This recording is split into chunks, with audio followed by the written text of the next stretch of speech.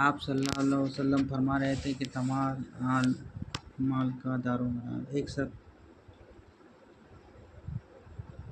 حضرت صلی اللہ علیہ وسلم پر وحی کا ابتدائی دور اچھے سچے پاکیزہ خوابوں سے شروع ہوا۔ آپ خواب میں جو کچھ دیکھتے تھے وہ صبح کی روشنی کی طرح صحیح اور سچا ثابت ہوتا۔ پھر من جانب قدرت آپ تنہائی پسند ہو گئے اور آپ صلی اللہ علیہ وسلم نے غار حرا میں خلوت نشینی اختیار فرمائی اور کئی دن اور رات وہاں مسلسل عبادت اور یاد الہی و ذکر و فکر میں مشغول رہتے، جب تک گھر آنے کو دل نہ چاہتا تو شہ ہمراہ لیے ہوئے وہاں رہتے۔ تو شاہ ختم ہونے پر ہی اہلیہ محترمہ حضرت خدیجہ رضی اللہ عنہا کے پاس تشریف لاتے اور کچھ تو شہ ہمراہ لے کر پھر وہاں جا کر خلوص گزے ہو جاتے۔ یہی طریقہ جاری رہا یہاں تک کہ آپ پر حق منکشف ہو گیا اور آپ غار حرا میں قیام پذیر تھے کہ اچانک حضرت جبرائیل علیہ السلام آپ کے پاس حاضر ہوئے اور کہنے لگے کہ اے محمد پڑھو۔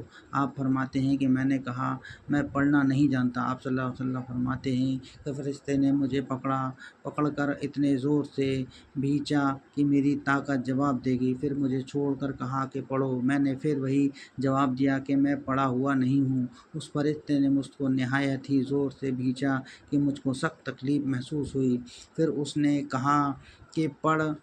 میں نے کہا کہ میں پڑھا ہوا نہیں ہوں۔ فرشتے نے تیسری بار مجھ کو پکڑا اور تیسری مرتبہ پھر مجھ کو بھینچا، پھر مجھے چھوڑ دیا اور کہنے لگا کہ پڑھو۔ اپنے رب کے نام کی مدد سے جس نے پیدا کیا اور انسان کو خون کی پھنکی سے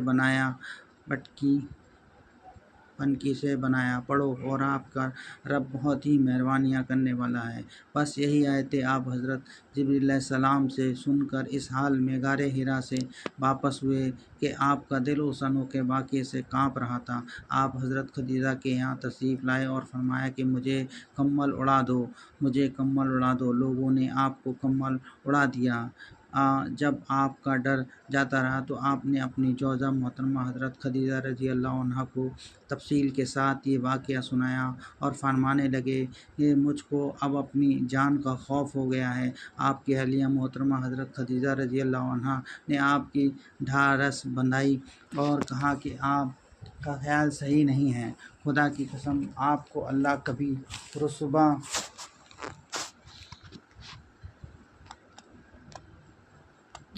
پرور ہے کہ بے قصور بوجھ اپنے سر پر رکھ لیتے ہیں، بس مفلسوں کے لیے آپ کماتے ہیں۔ مہمان نوازی میں آپ بے مثال ہیں اور مشکل وقت